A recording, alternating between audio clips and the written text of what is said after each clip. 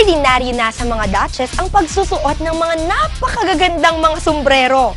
At sa katatapos lamang na royal wedding ni na Prince William at Kate Middleton ay talaga namang nagpatalbogan ng mga guests.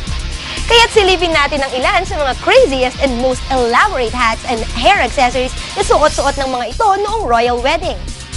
First on our list ay ang dating Spice Girls member na si Victoria Beckham, who looked beautiful with her black Philip Treacy Fascinator. Queen Margaret II ng Denmark ay suot-suot ang isang royal blue featherly hat that makes her more regal. Si Tara Palmer Tomkinson na isang English socialite and na model arrives wearing a boat-like Philip Treacy Fascinator. Miriam Gonzalez, na asawa ng Deputy Prime Minister ng United Kingdom na si Nick Clegg, ay naka-Philip Treacy Fascinator naman. Samantalang si Frances Osborne na asawa ng Chancellor of the Exchequer na si George Osborne ay naka-Black Philip Fascinator.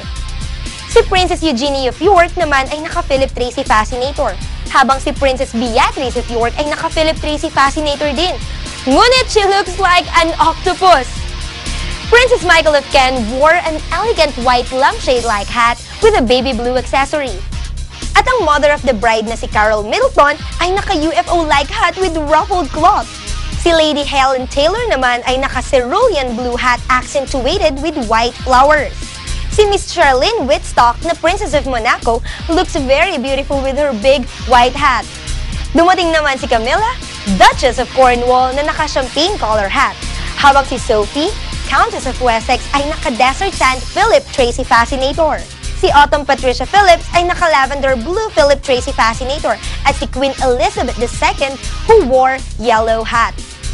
There you have it! Some of the craziest hats and hair accessories noong royal wedding. Ako pa rin po si Mean para sa BFF, Beauty, Fun, and Fashion.